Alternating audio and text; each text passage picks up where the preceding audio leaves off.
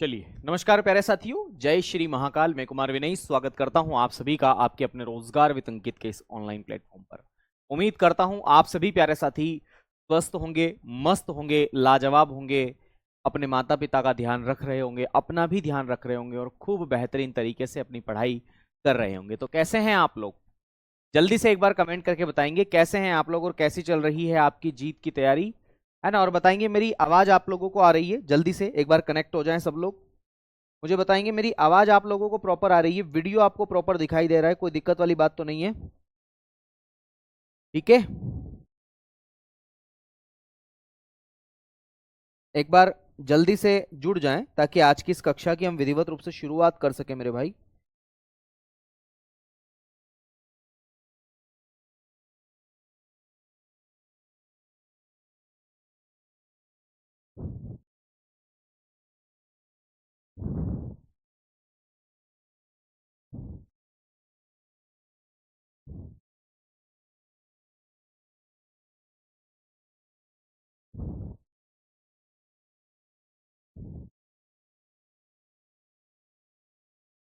Okay Shivam, बहुत बढ़िया। नीतू, आ रही है आवाज? कोई दिक्कत वाली बात तो नहीं है? चलिए बाकी लोग भी बता दें। हाँ ओके सर, नाइस, आ रही है sir, voice is clear. Okay okay okay.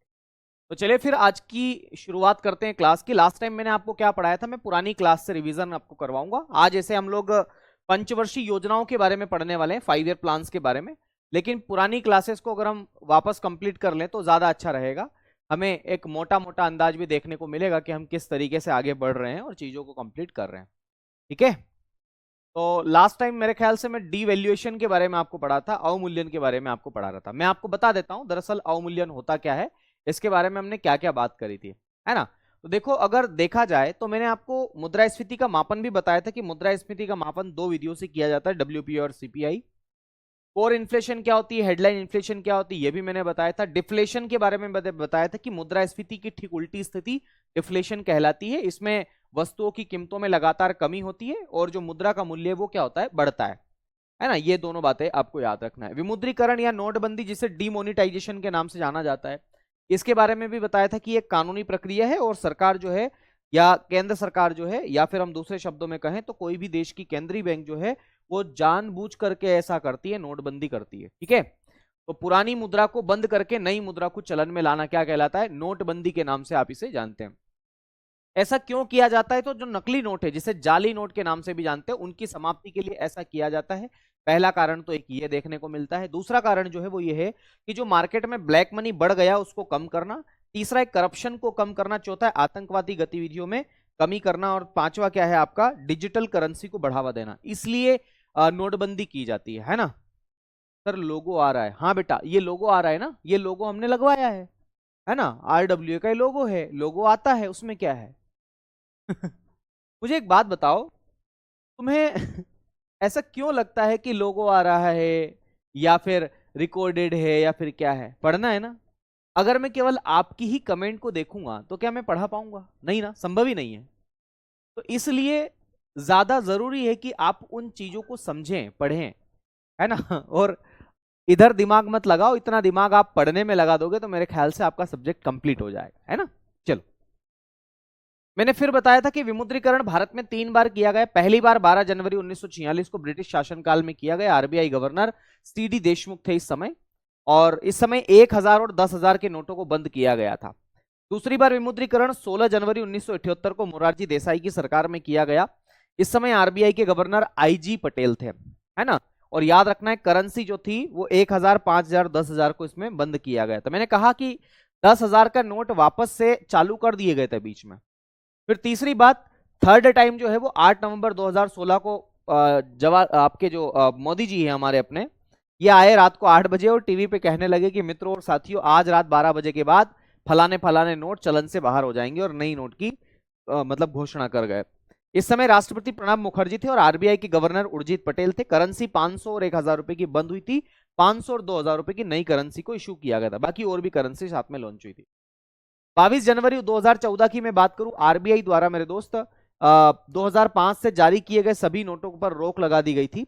और यह कहा गया था कि यार अब इन नोटों को जो है चलन से बाहर किया जाएगा, नए नोट जारी करने की बात की। फिर 19 मई 2023 की अगर मैं बात करूं तो 19 मई 2023 को क्या किया गया पता है? ये जो आपका नया जो नोट था, है ना, मतलब 2,000 रुपए का नोट था, इसको चलन से बाहर कर दिया गया था कि यार इस नोट को भी बंद करेंगे अब, है ना, क्योंकि बड़ा नोट था, तो इसको बाहर कर दिया और इसकी जमा करने की अंतिम तिथि 30 सितंबर 2023 दे दी गई।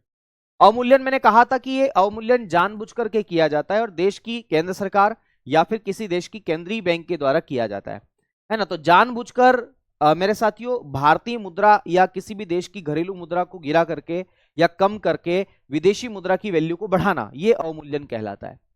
और ऐसा क्यों किया जाता है? तो एक्सपोर्ट को बढ़ाने के लिए। कल मैंने एक एग्जांपल भी दिया था नीता अंबानी मुकेश अंबानी वाला, याद होगा। व्यापार घाटा कम करने के लिए, फॉरेक्स रिजर्व बढ़ाने के लिए और बीओपी में सुधार के लिए। बीओपी आगे आएगा टॉपिक, फिलहाल इतना समझ ले कि बीओपी में सुधार करने के लिए ऐसा किया जाता है। आ गई बात समझ में? तो ये तो इसके फायदे हैं, ये तो इसके उद्देश्य हैं, लेकिन इसके कुछ ना कुछ नुकसान भी है। तो क्या क्या नुकसान है वो जरा हम लिख लेते हैं। तो अगला बिंदु लिखेंगे इससे नुकसान। इससे नुकसान क्या क्या है वो जरा देखो। इससे नुकसान क्या क्या है, हानियां क्या क्या है। नुकसान या हानियां आप इसे लिखें। तो देखो मैंने बहुत बताया कि अवमूल्यन के कुछ नुकसान भी है, कुछ हानियां भी है। वही तो मैं आपको बताने जा रहा हूं कि इसकी हानियां क्या क्या है। देखो इसकी हानियां क्या क्या है। सबसे पहले ही बात तो हानियां में आप लिखेंगे, मतलब इसके क्या क्या नेगेटिव इंपैक्ट है। तो अवमूल्यन के कारण मेरे साथियों आपको पता है क्या होता है? आयात जो होते हैं ना वो महंगे हो जाते हैं, इंपोर्ट जो होते हैं वो महंगे हो जाते हैं, क्योंकि हमें ज्यादा से ज्यादा चीजें वहां पर पैसा देना पड़ता है, तो हमें लगता है यार महंगा हो गया, है ना। तो मेरे दोस्त याद रखना है, मान लो अमेरिका से हमने कोई चीज मंगवाई, तो अमेरिका से भारत में अगर कोई चीज आएगी तो वो हमारे लिए क्या होगी? इंपोर्ट होगी। तो इससे जो इंपोर्ट, अब इंपोर्ट होगी तो रुपये की वैल्यू चूंकि कमजोर है तो ज्यादा से ज्यादा रुपया देना पड़ेगा, तो हमें ज्यादा से ज्यादा रुपया देना पड़ रहा है उसको। ठीक है, तो आयात क्या हो जाएंगे? महंगे हो जाएंगे। आयात महंगे हो जाएंगे, आयात महंगे हो जाएंगे, ये बात आपको याद रखना है। आयात क्या हो जाएंगे? इसमें महंगे हो जाएंगे। ये पहला नुकसान मैंने आपको बताया, ठीक है। दूसरी बात, जो डोमेस्टिक करेंसी है जैसे घरेलू मुद्रा है, उसकी जो क्रय शक्ति वो क्या हो जाएगी? कम हो जाएगी। तो लिखेंगे घरेलू मुद्रा की क्रय शक्ति कम हो जाएगी।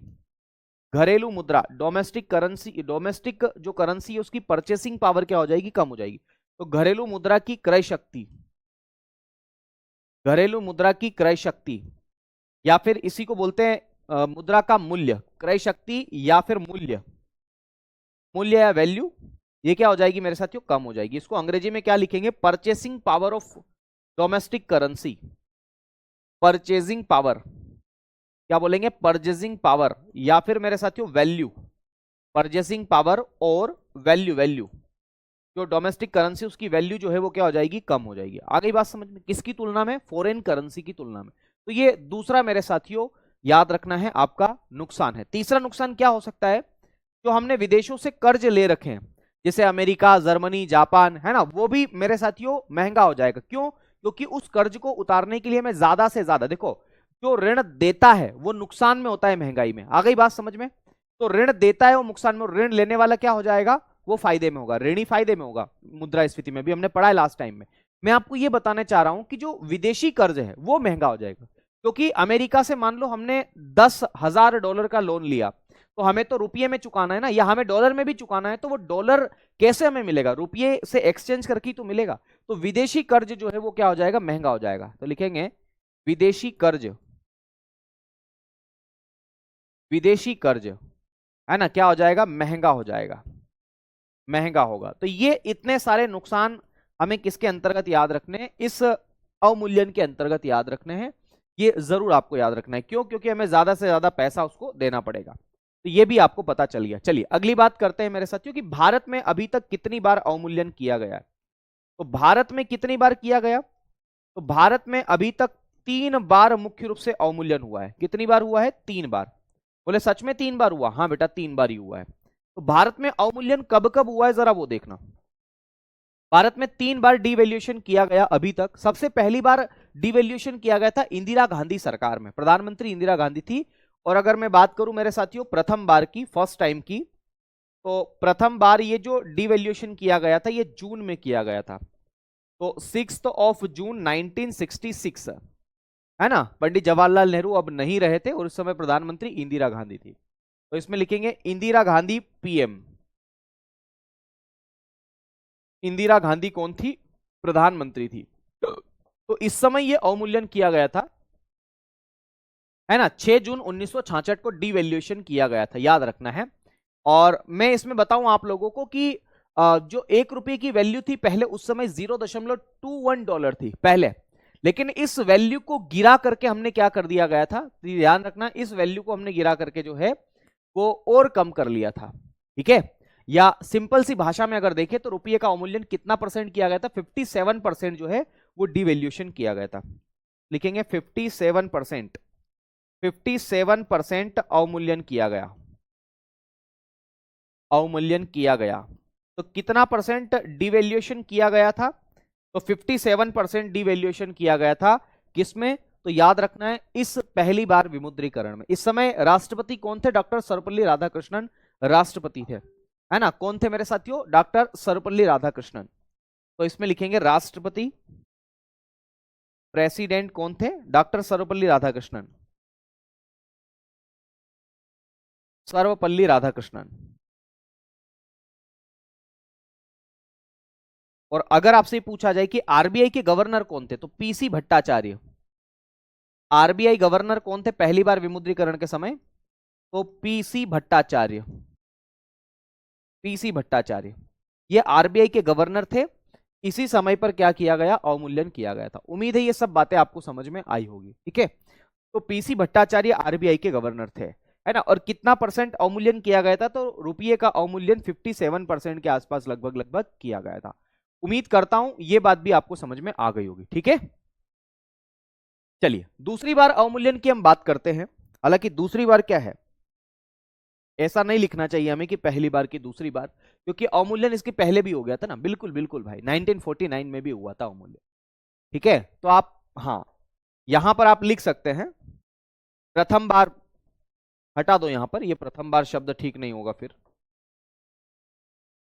ठीक है, इसको हटा दो आप, है ना। अगर आप इतना भी केवल लिखेंगे कि 6 जून 1966 को जो अवमूल्यन किया गया था उसमें क्या था, तो भी बातें समझ में आ जाएगी, ठीक है। चलो अगली बार अवमूल्यन की हम बात करते हैं। अगला जो अवमूल्यन किया गया था उसकी अगर हम तिथि की बात करें मेरे साथियों, तो वो था आपका 1 जुलाई को। हालांकि 1991 में किया गया था, वो देखेंगे। तो 1991 में अवमूल्यन, तो 1991 में अवमूल्यन कितने चरणों में किया गया? 2 चरणों में किया गया था, 2 चरणों में। कितने फेज में पूरा किया गया था? कितने फेज में डिवैल्यूएशन किया गया था? तो 2 चरणों में डिवैल्यूएशन किया गया था। कब कब किया गया था? तो याद रखना है, एक तो किया गया था 1 जुलाई को, और दूसरा किया गया था 3 जुलाई को। तो 1 जुलाई और 3 जुलाई 2 चरणों में 1991 में अवमूल्यन किया गया था। इस समय प्रधानमंत्री कौन थे? तो पीवी नरसिम्हा राव प्रधानमंत्री थे। इस समय प्रधानमंत्री कौन थे? PV Narasimha Rao, PV Narasimha Rao. इस समय प्रधानमंत्री कौन थे? तो पीवी नरसिम्हा राव प्रधानमंत्री थे। और अगर आपसे यह पूछा जाए कि इस समय वित्त मंत्री कौन थे, तो मनमोहन सिंह थे, जो कि अब नहीं रहे, है ना। तो फाइनेंस मिनिस्टर, वित्त मंत्री, है ना, एफएम लिख रहा हूं मैं मेरे साथियों। एकमात्र ऐसे आरबीआई के गवर्नर थे जो प्रधानमंत्री के पद पर भी रहे, तो डॉक्टर मनमोहन सिंह। आप कितना भी गाली दे लो मेरे दोस्त, है ना, लेकिन इनके द्वारा किए गए कार्य जो है ना वो याद रहेंगे हमेशा इकोनॉमिक्स में। तो डॉक्टर मनमोहन सिंह जो थे वो वित्त मंत्री थे, और प्रधानमंत्री पीवी नरसिम्हा राव थे। अगर आप बात करें मेरे साथियों इसके अंतर्गत कितने चरणों में जो किया गया था अवमूल्यन, तो 2 चरणों में किया गया था, मैंने आपको लिखवा दिया है। राष्ट्रपति कौन थे? तो मेरे साथियों आर वेंकटरमन राष्ट्रपति थे। क्या लिखेंगे? राष्ट्रपति। तो राष्ट्रपति कौन थे? आर वेंकटरमन, वेंकटरमन, आर वेंकटरमन, ये मेरे साथियों राष्ट्रपति थे। ये ट लिखा हुआ है ना, तो आर वेंकटरमन जो थे वो राष्ट्रपति थे। और इसमें रुपये का अवमूल्यन किया गया था, याद रखना है, जो रुपये का अवमूल्यन किया गया था वो 2 चरणों में किया गया था। लगभग कितना परसेंट अवमूल्यन किया गया था? तो याद रखना 18 से 19%, 18 से 19% अवमूल्यन किया गया था, डिवैल्यूएशन हुआ था, है ना। कितना हुआ था? 18 से 19% के आसपास जो है वो अवमूल्यन किया गया था। और इस समय आरबीआई के जो गवर्नर थे उनका नाम क्या था? तो एस वेंकटरमन, क्या नाम था? एस वेंकटरमन, वेंकटरमन। तो ये आरबीआई के इस समय क्या थे? गवर्नर थे। ये बात भी आपको याद रखना है, इतनी बात जरूर याद रखना। सवाल आया हुआ है कि 1991 में जो आरबीआई ने, या हम कहें कि देश के अंदर अवमूल्यन किया गया था, वो कितने चरणों में हुआ था? तो 2 चरणों में वो हुआ था, ये आप लोग नोट डाउन कर लें। अगली बार की हम बात करें मेरे साथियों, तो तीसरी बार जो अवमूल्यन किया गया था, हालांकि वो हमें पहले ही लिख लेना चाहिए था, वो 1949 में हुआ था। अगर तिथि की बात करें तो 18 सितंबर, तो 18 सितंबर 18 सितंबर 1949, ठीक है, इस समय ये डिवैल्यूएशन किया गया था। और अगर हम बात करें इस समय आरबीआई गवर्नर की, कि आरबीआई के गवर्नर कौन थे और सरकार किसकी थी, तो वो भी चर्चा कर लेंगे। पहले आरबीआई के गवर्नर की हम बात कर लेते कि इस समय आरबीआई के गवर्नर कौन थे। तो बी एन राव थे, बेनेगल रामा राव, क्या बोलते हैं? B N Rao, B N Rao, है ना, बी एन राव ही ऐसे याद रखें, बेनेगल रामा राव, रामा राव, ये आरबीआई के कौन थे? गवर्नर थे, ठीक है। और अगर आपसे ये सवाल पूछा जाए कि 1949 में जब अवमूल्यन किया गया, उस समय प्रधानमंत्री कौन थे, तो पंडित जवाहरलाल नेहरू उस समय प्रधानमंत्री थे। तो पंडित नेहरू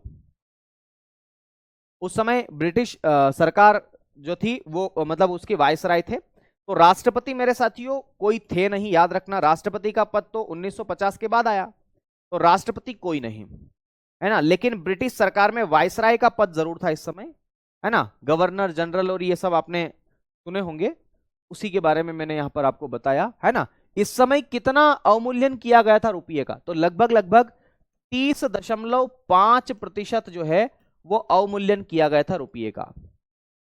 तो रुपये का अवमूल्यन लगभग 30.5% या 31% लगभग, है ना, रुपये का क्या हुआ था? अवमूल्यन हुआ था। ये बात भी आपको याद रखना। मुद्रा के मूल्य को क्या कर लिया गया था? गिरा लिया गया था। तो ये 3 बार अवमूल्यन किया गया और तीनों बार आपको याद रखना है। मैंने आपको तीनों बारों के बारे में चर्चा कर दी है, प्लीज इसको जरूर आप अपनी परीक्षा के अंदर याद रखेंगे। तो विमुद्रीकरण भी मैंने पढ़ा दिया, अवमूल्यन भी मैंने पढ़ा दिया, और अवमूल्यन को आज कंप्लीट भी मैंने आपको करवा दिया है। ओके, अब ये अवमूल्यन वाला टॉपिक आप एक बार पढ़ेंगे अच्छे से तो आपको चीजें समझ में आ जाएगी। मैं चाहता हूं कि एक बार आप रिवीजन कर लें इन चीजों का, अभी जो मैंने पढ़ाया है उसको एक बार आप पढ़ लें, ठीक है, जल्दी से, और पूछ ले अगर कोई सवाल आपका हो तो, है ना। विकास भाई क्लास डेली शाम को 6 बजे ही चलती है ना, शाम को 6 बजे ही आपको जुड़ना है। अगर आपको वॉइस की प्रॉब्लम है तो आप अपनी क्लास से बाहर होकर के एक बार क्लास में वापस से एंटर कर लीजिए, शायद इस वजह से प्रॉब्लम सॉल्व हो, है ना। और ये माइक भी थोड़ा इश्यू कर रहा है, इस बार इसको चेंज कर लेंगे हम लोग, है ना। चलो, आ गई बात समझ में? इतनी बातें समझ में आ गई ना? अब आगे बढ़ सकते हैं हम लोग। अब नए टॉपिक की शुरुआत करें। पंचवर्षीय योजनाएं हमें पढ़ना है ना। देखो, मैं योजना आयोग, वित्त आयोग, एनडीसी सब कुछ पढ़ाऊंगा, पर मैं चाहता हूं पहले पंचवर्षीय योजनाओं के बारे में आपको रूपरेखा बता दी जाए। तो हेडिंग डालेंगे पंचवर्षीय योजना। पंचवर्षीय योजना, देखो जब मैं सिविल सर्विसेज की तैयारी करता था दिल्ली में यूपीएससी की, तो वहां पर ना मठाधीश हुआ करते थे। मठाधीश का मतलब था जो हमारे सीनियर थे ना, वो मठाधीश थे। कारण क्या कारण क्या था कि वो लंबी तैयारी करते थे। लंबी तैयारी का मतलब है कई सालों से तैयारी कर रहे थे, किसी किसी को तैयारी करते करते 5 साल हो गए थे। तो वहां मतलब मजाक मजाक में एक बात बोली जाती है कि यूपीएससी तो एक पंचवर्षीय योजना है ना, जिसमें बड़े बड़े मठाधीश जो है वो बैठे हुए हैं और चीजों को आगे बढ़ाते हैं, खूब तैयारी करते हैं। खैर, पंचवर्षीय योजना जैसा ही कुछ मामला दिखाई देता है, 5 ईयर प्लान। तो आप लोग अपनी तैयारी में पंचवर्षीय योजना ना बना ले, इसलिए मैं बोल रहा हूं कि एक बार जो भी सिलेबस आप पढ़ो अच्छे से पढ़ लो, है ना, कोई झंझटी मत पालो कि क्या है। चलो, सबसे पहली बात, पंचवर्षीय योजना में आपको यह याद रखना है कि पंचवर्षीय योजना जो है इसको सबसे पहले कहां पर शुरुआत की गई, इसकी शुरुआत कहां पर की गई। तो सबसे पहले इसकी शुरुआत जो है, सबसे पहले शुरुआत, है ना, या इसको शुरू कहां पर किया गया, सर्वप्रथम लागू कहां पर की गई पंचवर्षीय योजना। तो सर्वप्रथम लागू कहां पर की गई और किसके द्वारा की गई। तो याद रखना 1928 में इस पंचवर्षीय योजना को यूएसएसआर में लागू किया गया। यूएसएसआर यानी कि सोवियत संघ रूस में। किसके द्वारा लागू किया गया, तो जोसेफ स्टालिन के द्वारा। किसके द्वारा, जोसेफ स्टालिन। जोसेफ स्टालिन, इसने इस पंचवर्षीय योजना को पहली बार यूएसएसआर में 1928 में लागू किया था, इंप्लीमेंट किया था। यह बात आपको याद रखना है, ठीक है। पंचवर्षीय योजना में क्या है, तो पंचवर्षीय योजना में दरअसल एक ही बात है कि सरकार 5 सालों तक देश के विकास को आगे बढ़ाने के लिए योजना बनाएगी कि 5 साल, आने वाले 5 साल में देश का विकास किस तरीके से होगा, बस इसी को इसमें ध्यान रखा गया है। आ गई बात समझ में? तो आने वाले 5 सालों में कैसे देश का विकास किया जाना है, वही पंचवर्षीय योजना है। मैं लिख देता हूं, आगामी 5 वर्षों के लिए, अपकमिंग 5 ईयर, है ना, आगामी 5 वर्षों के लिए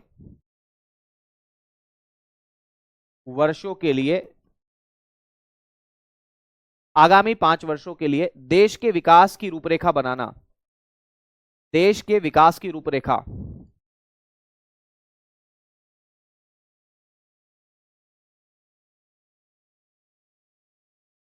का निर्माण, ऐसा भी लिख सकते हैं, देश की रूपरेखा का निर्माण भी आप इसे कह सकते हैं।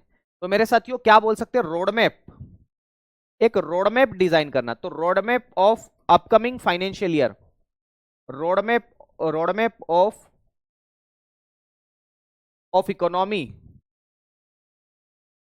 For roadmap of economy for upcoming 5 year.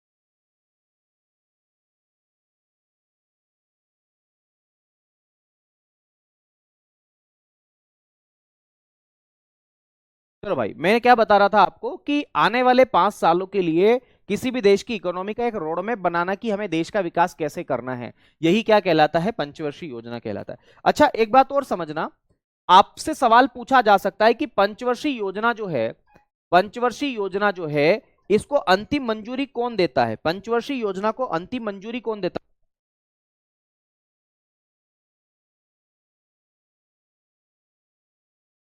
इसको अंतिम मंजूरी कौन प्रदान करता है, फाइनल अंतिम मंजूरी कौन प्रदान करता है?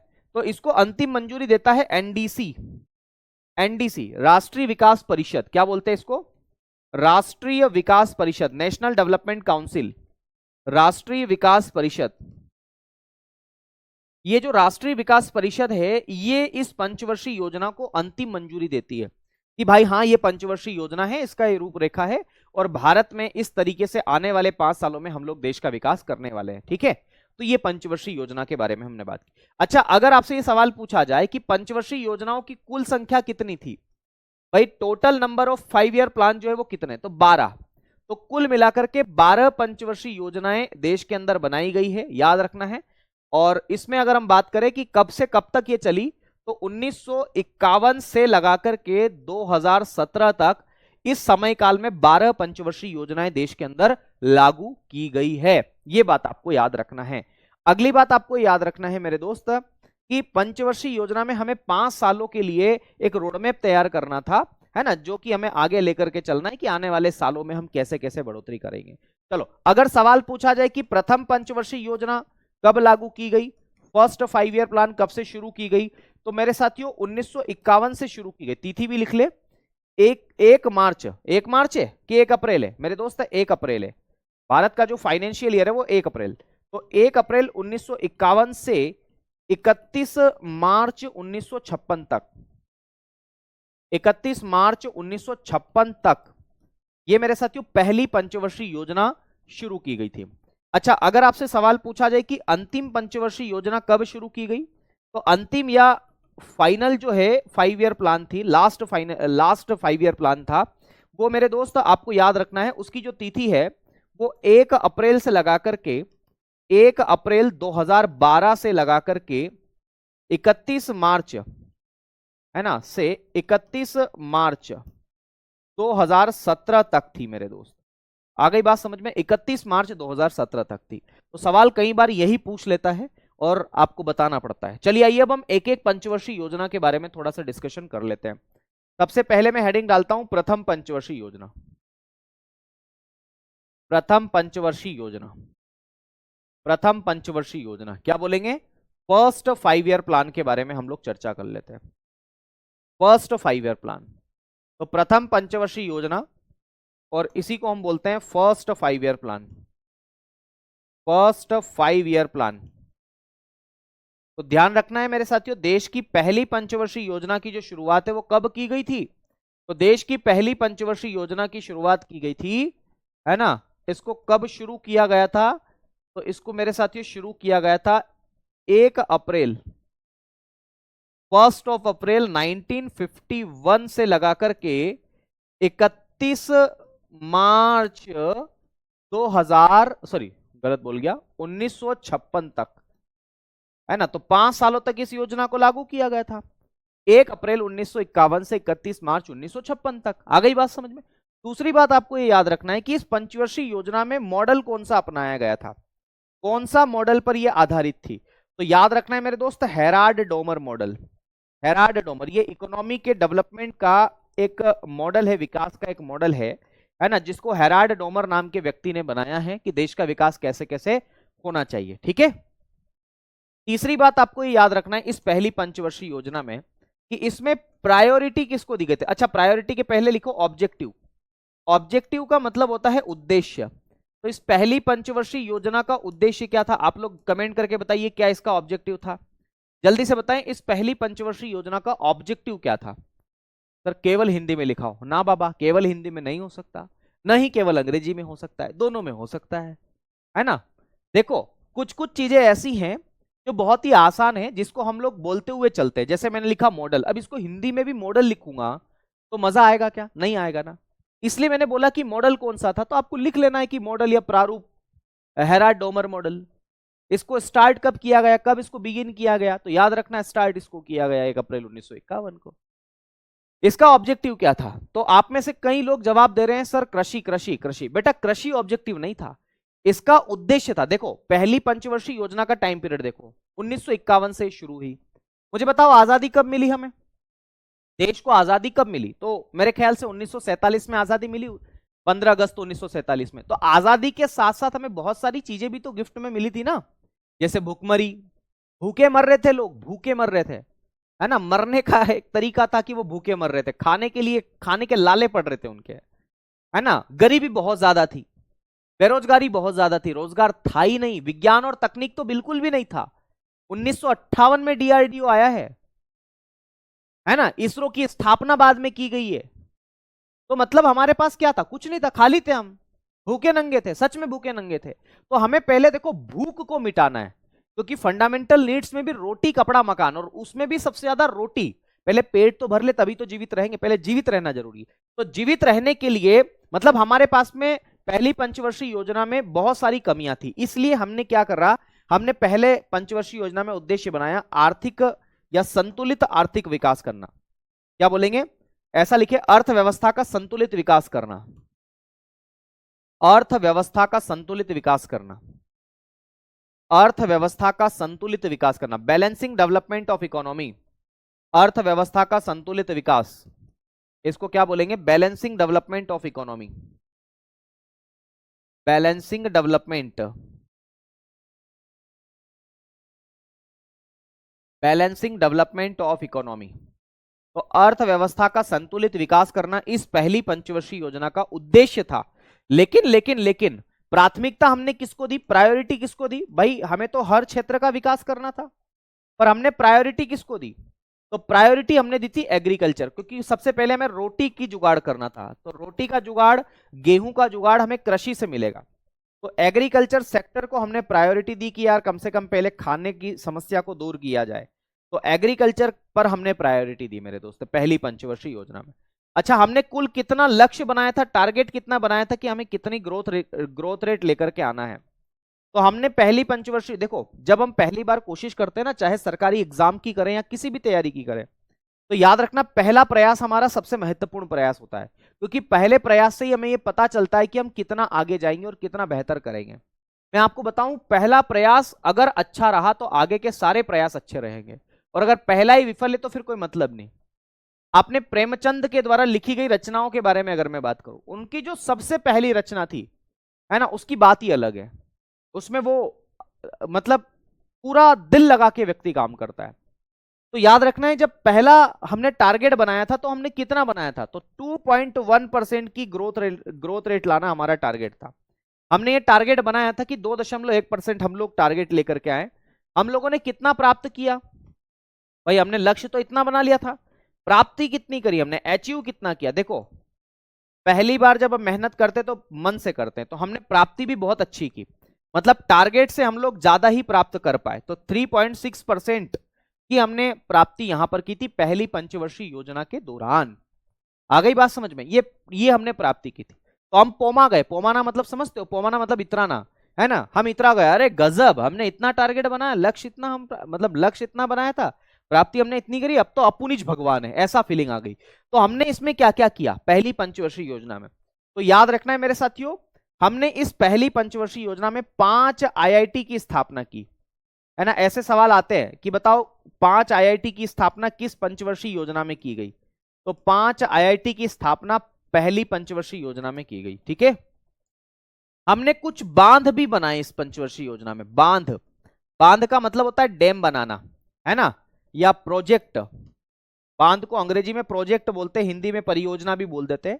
तो हमने कुछ प्रोजेक्ट भी इसमें बनाए थे, और इन बांधों को पंडित जवाहरलाल नेहरू ने क्या कहा था पता है, आधुनिक भारत का मंदिर, है ना, टेम्पल ऑफ मॉडर्न इंडिया। तो आधुनिक भारत का मंदिर इन बांधों को कहा था, किसने कहा था, यह सवाल आया हुआ है। आधुनिक भारत का मंदिर किसके द्वारा कहा गया, बांधों को आधुनिक भारत का मंदिर किसके द्वारा कहा गया, तो याद रखना पंडित जवाहरलाल नेहरू के द्वारा। पंडित जवाहरलाल नेहरू ने इन्हें आधुनिक भारत का मंदिर कहा, पंडित जवाहरलाल नेहरू ने इन्हें आधुनिक भारत का मंदिर कहा था मेरे साथियों, है ना, किसको, बांध को कहा था। तो पहली पंचवर्षीय योजना में हमने कुछ बांध बनाए थे अलग अलग नदियों पर, जैसे हमने दामोदर नदी पर एक प्रोजेक्ट बनाया था, और वो प्रोजेक्ट कौन सा था, तो दामोदर वैली प्रोजेक्ट, दामोदर नदी घाटी परियोजना बोलते हैं, क्या बोलते हैं इसे, दामोदर नदी घाटी परियोजना, दामोदर नदी घाटी परियोजना, दामोदर नदी घाटी परियोजना, ये पहली पंचवर्षीय योजना के अंतर्गत हमने बनाया था। दामोदर नदी पर कौन सा बांध बनाया, दामोदर बांध बनाया, दामोदर प्रोजेक्ट चलाया गया। इसे अंग्रेजी में बोलते हैं Damodar, Damodar river valley project. अंग्रेजी वाले लिख लेना, फिर बोलोगे सर अंग्रेजी में नहीं लिखाया।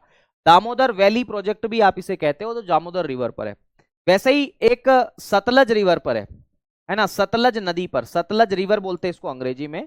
तो सतलज नदी पर जैसे आप मैसेज करते हो ना, तुम कैसी हो, तुम कैसी हो, ऐसे करते हैं ना, ऐसे वैसे ही लिखना है सतलज रिवर। क्या लिखना है, सतलज, तो सतलुज भी लिख देते हैं, तो सतलुज रिवर आपको ऐसे लिखना है। तो सतलुज रिवर पर कौन सा डैम बनाया गया, भाखड़ा नांगल, भाखड़ा नांगल प्रोजेक्ट। तो भाखड़ा नांगल प्रोजेक्ट जो है वो सतलुज रिवर पर बनाया गया था। वैसे ही महानदी पर भी एक प्रोजेक्ट बनाया गया था जिसका नाम था हीराकुंड डैम, है ना, महानदी जिसे उड़ीसा का शोक कहते हैं, महानदी को उड़ीसा का शोक के नाम से भी जाना जाता है। महानदी पर क्या बनाया गया था हमने, हीराकुंड प्रोजेक्ट, हीराकुंड प्रोजेक्ट। तो हीराकुंड बांध जो है वो हमने महानदी पर बनाया गया, उड़ीसा में आपको देखने को मिलेगा। वैसे ही व्यास नदी पर हमने व्यास प्रोजेक्ट बनाया था, हालांकि व्यास की जगह ब्यास शब्द सही, ज्यादा सही शब्द है, पर व्यास नदी याद रखना। इस पर हमने कौन सा प्रोजेक्ट बनाया था, तो व्यास प्रोजेक्ट, व्यास नदी पर हमने बनाया था। तो ये कुछ प्रोजेक्ट थे जो कि हमने पहली पंचवर्षीय योजना के अंतर्गत बनाए थे। अगली बात इसके अंतर्गत याद रखना है कि पहली पंचवर्षीय योजना में हमने एक प्रोग्राम की शुरुआत भी की थी, सीडीपी, और सीडीपी को हम बोलते हैं कम्युनिटी डेवलपमेंट प्रोग्राम। क्या बोलते हैं इसे, तो लिख लो, कम्युनिटी डेवलपमेंट प्रोग्राम, सामुदायिक विकास कार्यक्रम बोलते हैं हिंदी में, कम्युनिटी डेवलपमेंट प्रोग्राम। इसको हिंदी में किस नाम से जाना जाता है, सामुदायिक विकास कार्यक्रम। तो सीडीपी की शुरुआत कब की गई, तो 2 अक्टूबर 1952 को सीडीपी की शुरुआत की गई थी। किस देश के सहयोग से, तो यूएसए का सहयोग था। यूनाइटेड स्टेट ऑफ अमेरिका का इसमें क्या था, सहयोग था। इसे हिंदी में किस नाम से जाना जाता है, तो सामुदायिक विकास कार्यक्रम, सामुदायिक विकास कार्यक्रम। तो सामुदायिक विकास कार्यक्रम के नाम से आप इसे जानते हैं, ये बात भी आपको नोट डाउन कर लेना है, बहुत ही इंपॉर्टेंट बात है। सीडीपी है ना, इसकी शुरुआत हमने इसके अंदर करी थी पहली पंचवर्षीय योजना में। ये खास खास बातें हैं जिनको आपको लिख लेना चाहिए मेरे ख्याल से, बहुत ही इंपॉर्टेंट बातें जो मैंने आपको लिखवा दी। ओके, ठीक है,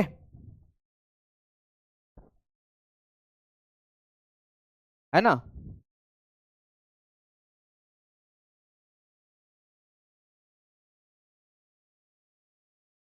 चलो, ये पहली पंचवर्षीय योजना के बारे में बात हुई। अब हम बात करेंगे दूसरी पंचवर्षीय योजना के बारे में। पहली में इतनी सारी बातें समझ में आ गई ना आप लोगों को। चलिए अब हम बात करते हैं मेरे साथियों दूसरी पंचवर्षीय योजना। एक मिनट भाई, क्या हो रहा है, चलो यहां तक एक बार पढ़ लो।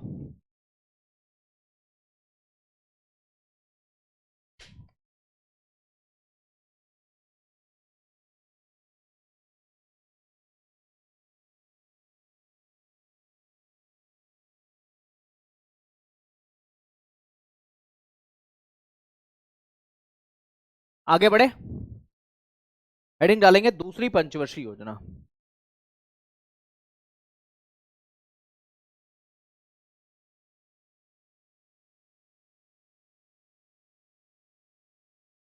दूसरी पंचवर्षीय योजना,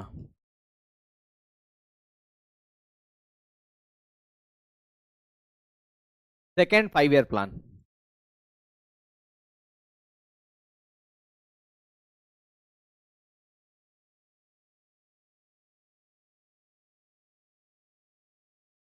दूसरी पंचवर्षीय योजना, पहली पंचवर्षीय योजना में ठीक ठाक उपलब्धि होने के कारण हमने दूसरी पंचवर्षीय योजना में भी अपने हिसाब से ही प्लान बनाए।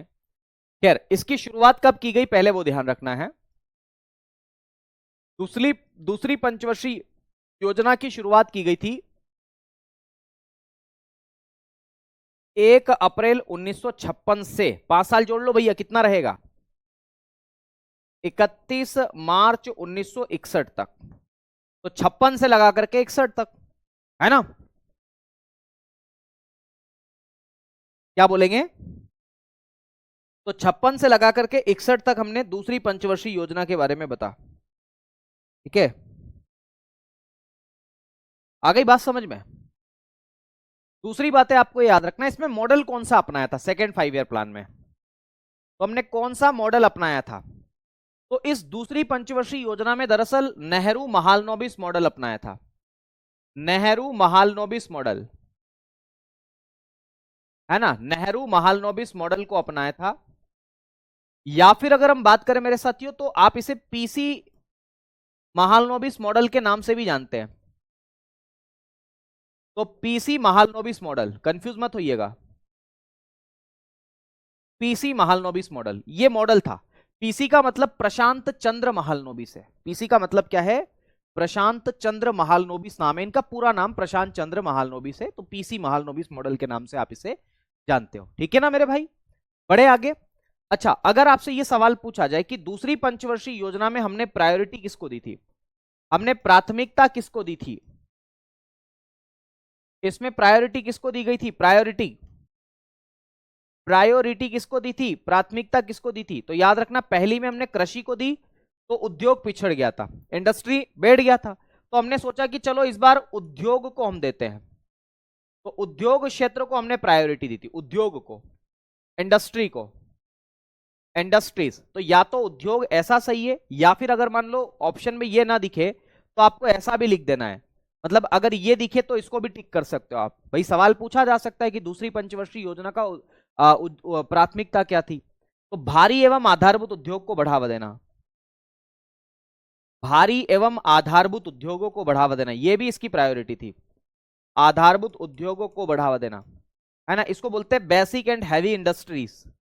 तो basic and heavy industry, basic एवं हैवी इंडस्ट्रीज को क्या करना, प्रमोट करना, यह भी इसका उद्देश्य है मेरे दोस्त, ये भी आप याद रख सकते हैं। अच्छा, अगर आपसे यह सवाल पूछा जाए कि इसका ऑब्जेक्टिव क्या था, इस पंचवर्षीय योजना का ऑब्जेक्टिव क्या है, इसका उद्देश्य क्या है, तो याद रखना इस दूसरी पंचवर्षीय योजना का उद्देश्य था समाजवादी समाज की स्थापना करना। यह सवाल आया हुआ है, क्या लिखोगे? समाजवादी समाज की स्थापना करना, समाजवादी समाज की स्थापना, है ना? फिर से लिख देते हैं, ऐसी कोई दिक्कत नहीं है। तो समाजवादी समाज की स्थापना करना इस दूसरी पंचवर्षीय योजना का ऑब्जेक्टिव है ना? तो लिखेंगे socialistic society establish socialistic society, socialistic society, है ना? तो सोशलिस्टिक सोसाइटी को एस्टैब्लिश करना इस दूसरी पंचवर्षीय योजना का उद्देश्य है। ये बात भी आपको याद रखना है। ओके, कोई दिक्कत वाली बात तो नहीं है ना? जल्दी से एक बार बता दो कि हाँ सर यहां तक कोई दिक्कत वाली बात नहीं है। अगर नहीं है तो हम आगे बढ़ सकते हैं। अब हमें यह ध्यान रखना है मेरे साथियों कि जो दूसरी पंचवर्षीय योजना है ना आपकी, इस दूसरी पंचवर्षीय योजना में आपको यह ध्यान रखना है कि इस योजना के अंतर्गत अगर आपसे यह सवाल पूछा जाए कि इस योजना के अंतर्गत बताओ मेरे भाई, इस योजना के अंतर्गत जो है वो कितना लक्ष्य हमने रखा था। क्या सवाल पूछा जा सकता है कि इसमें हमने कितना लक्ष्य रखा था, दूसरी पंचवर्षीय योजना में हमने कितना लक्ष्य रखा था मेरे साथियों? तो याद रखना है इसमें हमने टारगेट कितना बनाया था? 4.5% की ग्रोथ रेट लाना। टारगेट बोलते हैं इसको, लक्ष्य, है ना? तो लक्ष्य मेरे साथियों टारगेट के नाम से आप इसे जानते हैं। टारगेट कितना बनाया था इसमें? तो हमने जीडीपी का लगभग 4.5% की ग्रोथ रेट लाना हमने टारगेट बनाया था। पर हम कितना अचीव कर पाए, प्राप्ति कितनी कर पाए? तो हाँ, इसके आसपास ही हम लोगों ने अचीव किया है। अचीव कितना किया है? तो लगभग 4.3% हमने अचीव किया। अच्छा खासा अचीव कर लिया। दूसरी पंचवर्षीय योजना में हमने इतना अचीव किया। ओके, हाँ जी बिल्कुल। चलो, और हमने क्या क्या उपलब्धियां इसमें प्राप्त करी, अचीवमेंट्स हमारी क्या क्या है, हमने क्या क्या उपलब्धियां इसमें हासिल करी? तो हमने इसके अंदर कुछ आयरन एंड स्टील इंडस्ट्रीज को स्टैब्लिश किया था। याद रखना है, क्या लिखेंगे? आयरन एंड स्टील इंडस्ट्रीज, लौह इस्पात उद्योग, आयरन एंड स्टील इंडस्ट्रीज को हमने क्या किया था इसके अंदर? स्टैब्लिश किया था। जैसे कहां कहां और किसके सहयोग से स्थापित किया था? तो हमने सबसे पहले तो Bhilai iron and steel industries की स्थापना की थी। और भिलाई आपका कहां पर पड़ता है? छत्तीसगढ़ में। ये डिजाइन में लिखा हुआ है, आप समझ जाना कि छत्तीसगढ़ है ये। और छत्तीसगढ़ में हमने आयरन एंड स्टील इंडस्ट्रीज की स्थापना भिलाई में करी थी। किस देश के सहयोग से? तो यूएसएसआर का सहयोग था। भाई हमारा तो जेब खाली थी तो हमने सहयोग लिया यूएसएसआर का। तो इसके सहयोग से हमने भिलाई में आयरन एंड स्टील इंडस्ट्रीज की स्थापना की थी। दूसरी हम बात करें मेरे साथियों, हमने राउरकेला में भी आयरन एंड स्टील इंडस्ट्रीज की स्थापना की थी। राउरकेला, और राउरकेला पड़ता है कहां पर? उड़ीसा में, उड़ीसा राज्य में पड़ता है। तो उड़ीसा में एक स्थान है राउरकेला, वहां पर हमने आयरन एंड स्टील इंडस्ट्रीज की स्थापना की थी। किसके सहयोग से? तो जर्मनी के सहयोग से। तो जर्मनी का सहयोग था मेरे साथियों। ये बात याद रखना है, इससे सवाल आते हैं परीक्षा में कि बताओ किस देश के सहयोग से राउरकेला में आयरन एंड स्टील इंडस्ट्रीज की स्थापना की गई थी? तो मेरे साथियों जर्मनी के सहयोग से। कब की गई थी? दूसरी पंचवर्षीय योजना में की गई थी। आ गई बात समझ में? आगे बढ़े। अगली बात, तीसरे जो हमने स्थापना करी थी वो करी थी ब्रिटेन के सहयोग से दुर्गापुर में। तो मेरे साथियों दुर्गा पूजा कहां पर की जाती है? पश्चिम बंगाल में। तो दुर्गापुर कहां पर पड़ता है? पश्चिम बंगाल में पड़ता है, पश्चिम बंगाल राज्य में पड़ता है। यहां पर हमने आयरन एंड स्टील इंडस्ट्रीज की स्थापना किस देश के सहयोग से की? तो ब्रिटेन के सहयोग से की। ये वही देश है, याद रखना, ये वही देश है जिसने हमारे ऊपर शासन किया और हमारी मदद कर रहा है। तो ये 3 आयरन एंड स्टील इंडस्ट्रीज की स्थापना हमने दूसरी पंचवर्षीय योजना में इसके दौरान की थी मेरे साथियों। आ गई बात समझ में? चलो, इतनी बातें बता दो कि हाँ सर यहां तक की बातें समझ में आ गई। अगर बातें समझ में आ गई तो हम आगे बात करते हैं। दूसरी पंचवर्षीय योजना में इतनी बातें। एक आध पॉइंट और जोड़ लो, जैसे इंडस्ट्रियल पॉलिसी हम इसी में लेकर के आए। इंडस्ट्रियल पॉलिसी जिसे औद्योगिक नीति के नाम से भी जानते हैं आप लोग। तो जो औद्योगिक नीति 1956 की थी ना, वो इसी सेकंड 5 ईयर प्लान में आई थी। ठीक है, तो ये दूसरी पंचवर्षीय योजना के बारे में मैंने इतना सारा डिस्कशन किया। एक बार जल्दी से मुझे बताएं कि क्या ये बातें समझ में आ गई आप लोगों को? अगर ये बातें समझ में आ गई है तो फिर हम बात कर लेते हैं पीसी महालनोबिस जी के बारे में, है ना? पीसी महालनोबिस जी बारे, इनको जैसे याद करो ना तो बिल्कुल अपने बंदूक पर एक तोप तान लो और 21 तोपों की सलामी दे दो, ठो ठो ठो ठो करके, है ना, मारना नहीं है, सलामी देना है। ठीक है, बहुत बढ़िया, शानदार। नींद आ रही है, सो जाओ, सबसे अच्छा विकल्प है, सो जाओ। नींद, नींद, उठो, नींद से जागो तुम, है ना, और अपने लक्ष्य की ओर भागो तुम। तो चक्कर में पड़े हो यार। क्या बोला? उठो, नींद से जागो तुम, और अपने लक्ष्य की ओर भागो तुम, तभी तो लक्ष्य प्राप्त होगा। अभी फॉर्म आ जाएंगे दिल्ली पुलिस के, फिर क्या कर लोगे? फिर सब लोग भिड़ेंगे, अरे तैयारी करना है, तैयारी करना है। भाई तैयारी फॉर्म आने के बाद थोड़ी होती है, तैयारी तो फॉर्म आने के पहले ही होती है।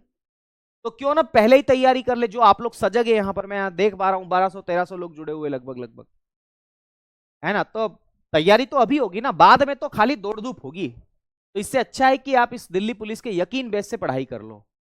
क्यों यकीन 2.0 का इंतजार करो? मत करो, मेरे ख्याल से कोई जरूरत नहीं है। और तैयारी अभी ही होती है, बाद में कोई तैयारी नहीं होती है, बाद में तो रिवीजन भी नहीं हो पाता है, सच बात तो यही है। खैर, तो समाजवादी समाज की स्थापना करना दूसरी पंचवर्षीय योजना का उद्देश्य था। प्रायोरिटी उद्योग क्षेत्रों को आगे बढ़ाने की रखी गई थी, और पीसी महालनोबिस मॉडल दूसरी पंचवर्षीय योजना पर आधारित था। अब देखो पीसी महालनोबिस के बारे में हम बात करते हैं। पीसी महालनोबिस, फिर हम तीसरी पंचवर्षीय योजना की चर्चा करेंगे। तो पीसी महालनोबिस का पूरा नाम क्या था पता है आपको? प्रशांत चंद्र महालनोबिस। क्या बोले? प्रशांत चंद्र महालनोबिस बोले, प्रशांत चंद्र महालनोबिस। भैया 21 तो अब चला दिया आप लोगों ने, नहीं चलाइए तो आप गलती कर रहे हो, चला लो। है ना, प्रशांत चंद्र महालनोबिस इनका पूरा नाम है। दरअसल इन्हें आधुनिक सांख्यिकी का जनक भी कहा जाता है। तो आधुनिक सांख्यिकी का जनक, फादर ऑफ मॉडर्न स्टेटिक्स, क्या बोलते हैं इन्हें? Father of modern statics, father of modern statics. ठीक है, आधुनिक सांख्यिकी का जनक आप इन्हें कहते हैं। और इनके द्वारा एक संस्थान की स्थापना की गई थी, भारतीय सांख्यिकी संस्थान, कलकत्ता में 1931 में। भारतीय सांख्यिकी संस्थान, भारतीय सांख्यिकी संस्थान, इंडियन इंस्टीट्यूट फॉर स्टेटिक्स, ये कहां पर स्थापना की गई थी? कलकत्ता में स्थापना की गई थी इन्हीं के द्वारा। और याद रखना, इन्हीं के सम्मान में इनके जन्म दिवस को, 29 जून को इनका जन्म दिवस आता है, हैप्पी बर्थडे इनको हम कहते हैं। और इसी को राष्ट्रीय सांख्यिकी दिवस के रूप में मनाया जाता है। तो राष्ट्रीय सांख्यिकी दिवस, राष्ट्रीय सांख्यिकी दिवस, है ना, नेशनल स्टैटिक्स डे के नाम से आप इसे जानते हैं। राष्ट्रीय सांख्यिकी दिवस के रूप में इनके जन्म दिवस को मनाया जाता है। ये याद रखना है, ये सवाल यहां से बन सकते हैं कभी कभी। तो अच्छा, राष्ट्रीय सांख्यिकी संस्थान की स्थापना कब की गई? 1931 में की गई। ठीक है, दूसरी पंचवर्षीय योजना में मॉडल कौन सा था? तो पीसी महालनोबिस मॉडल। अगर ये सवाल परीक्षा में ना हो तो नेहरू महालनोबिस मॉडल, है ना। पहली पंचवर्षीय योजना में प्रधानमंत्री कौन थे? पंडित जवाहरलाल नेहरू। दूसरी में कौन थे? पंडित जवाहरलाल नेहरू। ठीक है, तो ये बात भी आपको याद रखना है, पहली में भी जवाहरलाल नेहरू, दूसरी में भी जवाहरलाल नेहरू। मेरे ख्याल से इतनी बातें आपको स्पष्ट होगी। आ गई बात समझ में? चलो, अब आज के लिए आज अपन इतना ही करते हैं। अब चूंकि मेरी अगली क्लास है आज, है ना, तो याद रखना है आज के लिए इतना ही पढ़ते हैं, बाकी चर्चा आपसे करेंगे अब कल। कोई दिक्कत तो नहीं है यहां तक किसी को? एक बार जल्दी से मुझे कमेंट करके बता दो। ये पहली पंचवर्षीय योजना और दूसरी पंचवर्षीय योजना के बारे में मैंने जो आपको बातें बताई है, जरूर आप लोगों को यहां पर याद रखना पड़ेगा। ठीक है, चलो।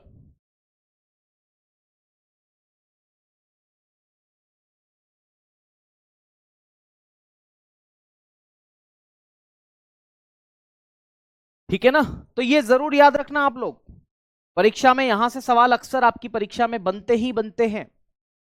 ओके, क्या बात है, बहुत बढ़िया, शानदार। तो कल हम क्या पढ़ने वाले? कल भी हम पंचवर्षीय योजना ही पढ़ेंगे। कल कौन सा अलग टॉपिक पढ़ लेंगे? तो कल भी शाम को 6 बजे हम लोग पंचवर्षीय योजना से संबंधित ही चीजों को पढ़ेंगे, वहीं पर हम चर्चा करेंगे। ठीक है, तो अगला जो हमारा टॉपिक रहेगा वो भी 5 ईयर प्लान ही रहेगा। ठीक है ना, तो बाकी अब आपसे मुलाकात करते हैं कल शाम को 6 बजे। तब तक के लिए दीजिए मुझे इजाजत। शुक्रिया, धन्यवाद, जय महाकाल, राधे राधे। खूब पढ़िए, मस्त रहिए, स्वस्थ रहिए, प्रैक्टिस बिल्कुल करते रहिएगा।